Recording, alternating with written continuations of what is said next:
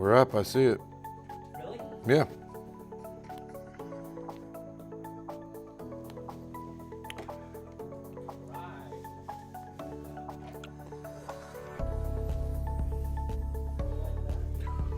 We like that. How about you?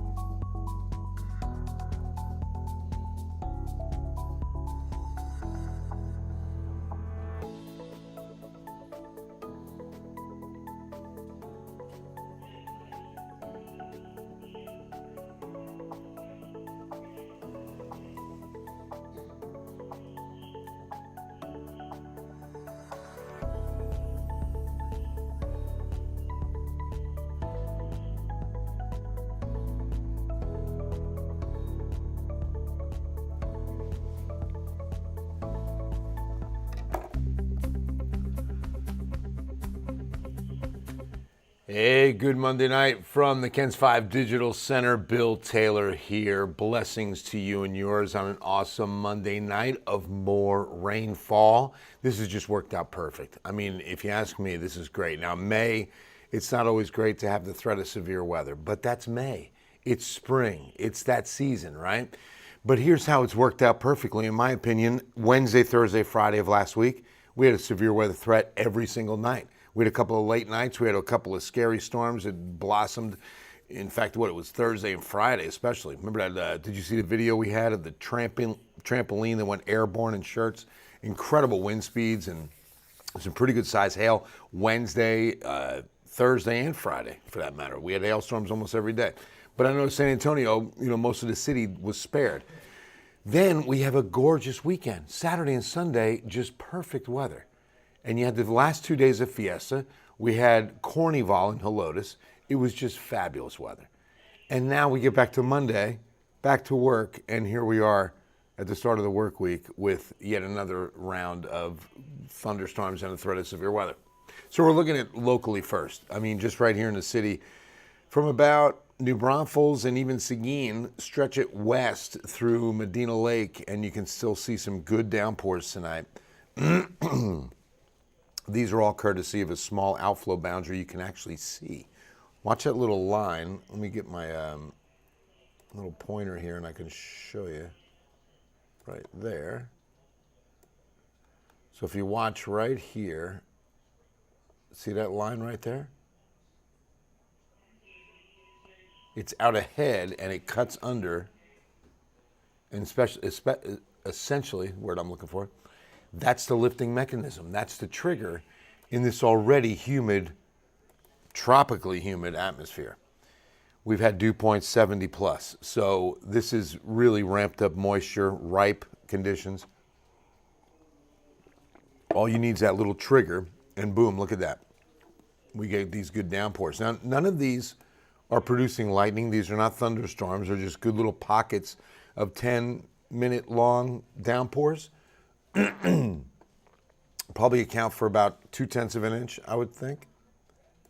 Now, if we widen the view a bit, and you'll see as we go out west, now things change. Look around Sonora for a severe thunderstorm warning. That's the spot that we're going to be watching very closely tonight. There's a new tornado watch that's in effect, and it does include some of our communities to our north and west, like Bandera, Kerrville, Uvalde, Brackettville, Del Rio, Rock Springs, Lakey. And it goes up to where you saw that storm in Sonora, goes even into Junction. So our communities are on the farthest east portion of this watch that's in effect tonight until 4 a.m. Tuesday. And it's mainly, we saw this threat from the Severe Prediction Center with a 2 out of 5 for San Antonio and the Metro that extended into southern Bexar County, but then a 3 out of 5 where you see that watch. Tomorrow, another severe weather threat, by the way. And when we look at the SPC, no watch issued yet for tomorrow, but it's a similar setup with a 2 out of 5, more or less focused on the I-35 corridor for Tuesday. San Antonio and the Hill Country, southwest on 35, is going to be a 1 out of 5 risk. So if you're just kind of tuning in, I don't see any comments yet. I knew it. There we go. Because usually you guys are good about some comments. Let's see what we got. Audio's not synced up. Is that right? Karen says we're under a tornado warning. Not a warning. Just a watch. Just a watch. Yeah, what county's Miko in again? Let me know what county Miko's in. It can be, Trey. It just depends. Usually the outflow is at work now, and then we're going to have a good upper-level shortwave from the west, and I'll show you that in a moment. That's why we have the tornado watch up until 4 a.m. That impulse is expected to develop some storms out west. Good evening, Jolly. Oh, see, it must really be out of sync because I'm talking while I'm drinking. Mary Jane just got the alert. Yeah, for the tornado watch. So yeah, just want to give you an update on what's happening in San Antonio. For the last, 2 to 3 hours, we've just seen these little pockets of heavy downpours. We haven't seen any thunderstorms, haven't seen anything severe in San Antonio. In fact, the only area warning we had today was out east for Lavaca County, where Hallettsville is. That was a pretty short-lived warning, but it was a severe thunderstorm, not a tornado. And it was about 1 inch hail, about the size of a quarter. And it was winds approximately 50 miles per hour. And that was that storm right there. You see the beginning of this loop. And it raced up, dissipated before, or pretty much over I-10. So it really, was interesting. We had, I would say, half of today, or the first half of today, is active to the east. And now we're expecting this area to be the spot to watch for storms to develop tonight. So I'm looking at one little storm that's cranking up there west of Bandera.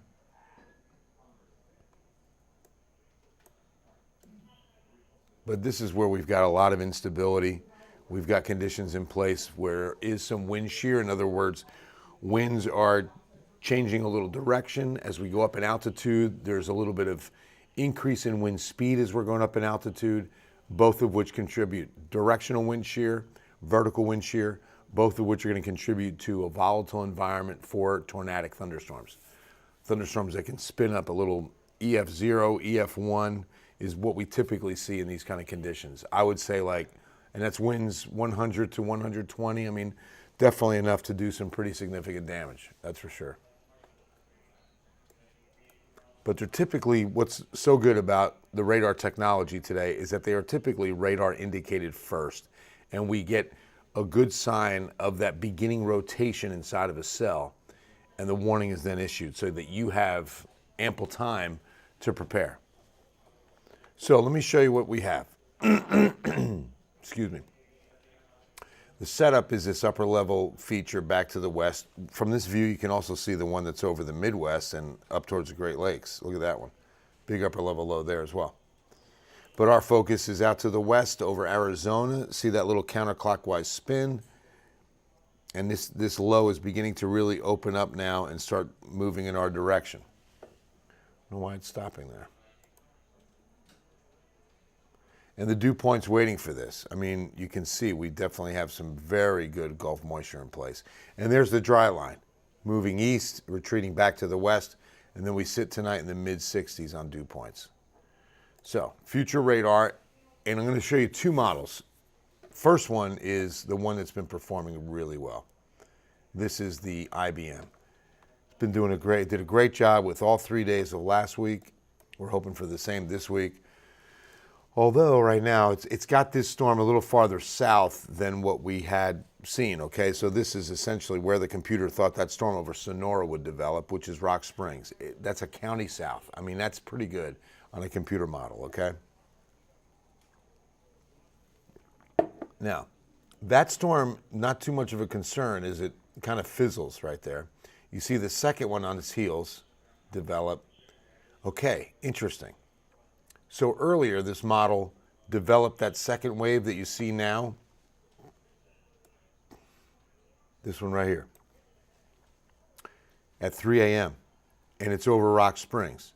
Well, earlier, this was all the way down through Del Rio into Mexico and affecting almost Eagle Pass. So the model refreshes itself every hour. Current live data is plugged into the model, and the model re-renders what it thinks happens moving forward. So it's constantly updating. And so this is why we're now seeing it a little farther north than what it was originally forecasted. And the line still looks very intense, still moves into Kerrville by about 4 in the morning, and then over most of Kendall County, clipping northern Bexar County at about 6 in the morning, and then hitting the I-35 corridor by 7 a.m. And you can see some showers in San Antonio, but you can also see that the model, and this is what was consistent with it earlier, is keeping most of the stronger action north of the city. So on its approach, it's really favoring a northern trend at that point. And we don't see, but we see a line of rain move through, but obviously not as intense and not as severe. Then we go into Tuesday, most of Tuesday. So Tuesday starts out with those showers early. But then once we get to, say, 10 a.m., we're in the clear. I shouldn't have had this coffee, by the way. Whenever this happens to your voice, one of the worst things, because my voice is raspy, not sick, and it's not even allergies. I just kind of threw my voice out a little over the weekend. I emceed the parade, the Carnival parade Saturday morning. Coffee is not a good thing to drink when you have that kind of thing. Why am I drinking it? Because I love coffee, especially this cup at night before the 10 o'clock. I enjoy a good cup. It reminds me of that scene in Anchorman. Dairy was not a good idea. So funny. All right, let's see if we've got some. It does, Nana. It does. Tomorrow at noon looks good. I think we get a nice break in the rain during the day. Some daytime heating is going to fire things back up, though, and then tomorrow night. What's up, Zane? Rain, Cisco, but it doesn't look like it'll be so severe downtown. Doing great, Hayden. Good to see you. Hey, Johnny. I think so. I think it'll impact Louisiana for sure. Nathaniel, very low chance. I mean, there's a chance overnight of seeing a little bit of hail.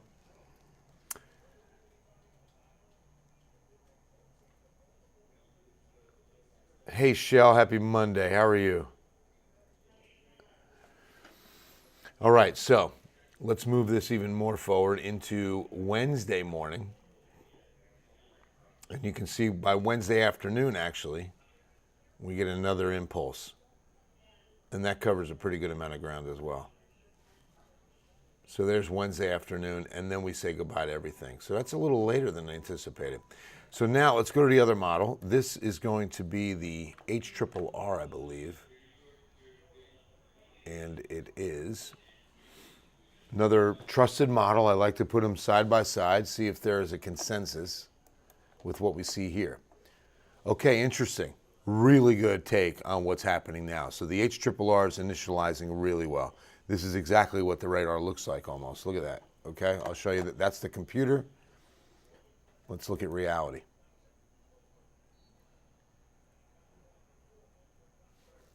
Pretty spot on. Let me just stop the motion. Now, minus the Sonora storm. But you can see scattered areas of, pockets of rain through San Antonio and east, okay? With the cutoff being essentially the hill country. I mean, this is really spot on, okay? So that means it's initializing well. We put a little more confidence. I mean, again, the others had that storm out west, a county to the south, it was off a little bit. But it also didn't pick up any of this rain. So between the two, I say this one initializes better. All that to say. Now, moving forward, there's the Rock Spring storms at about 11 that we saw earlier, okay? So starting up sooner, according to the HRRR, and looking dangerous over Rock Springs into Lakey by 1 in the morning, Kerrville at 2 a.m., and you can still see it agrees with the other model that everything stays north of San Antonio and the city. That's why we're not in the watch. One of the reasons why is that the dynamics do look to keep everything to the north of us. When we get the rain, say between 5 and 7 a.m., and then we're out by 10, 11 noon. Afternoon is dry. And then as we get into Tuesday, it stays dry until there's early Wednesday. Wednesday afternoon, a few residual pops. So now it looks, those models agree pretty close. Always a good sign. That puts a lot more confidence on everything we just saw.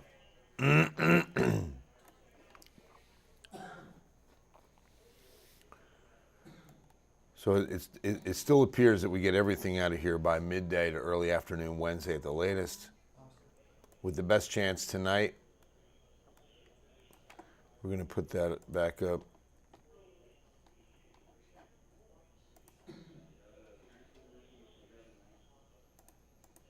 Let's put this at 50.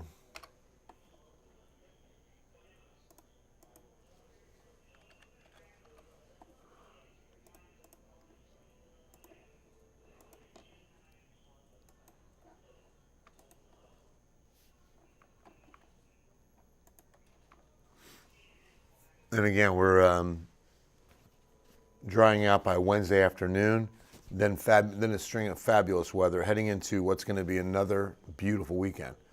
We were blessed that first weekend of May. Oh my gosh, to be behind a front, dropping humidity. What a fabulous weekend out at Cornwall. In fact, record crowds, record money spent. They had a brand new carnival out there with the best rides they've had in years. Food was amazing. Rodeo was awesome. A lot of fun. This weekend looks very similar. Lower humidity, 63 Saturday morning, 59 Sunday morning for Mother's Day. In fact, I should put a little Mother's Day artwork on there to celebrate moms. 91 on Thursday the 15th looks to be the hottest day of our 14 run. One model I was looking at had it at 96 on that same Thursday. I was like, 96, wow.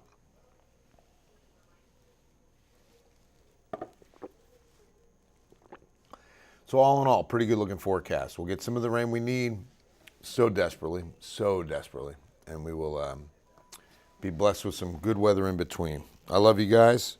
God bless you. And we'll see you on Ken's 5 News at 10.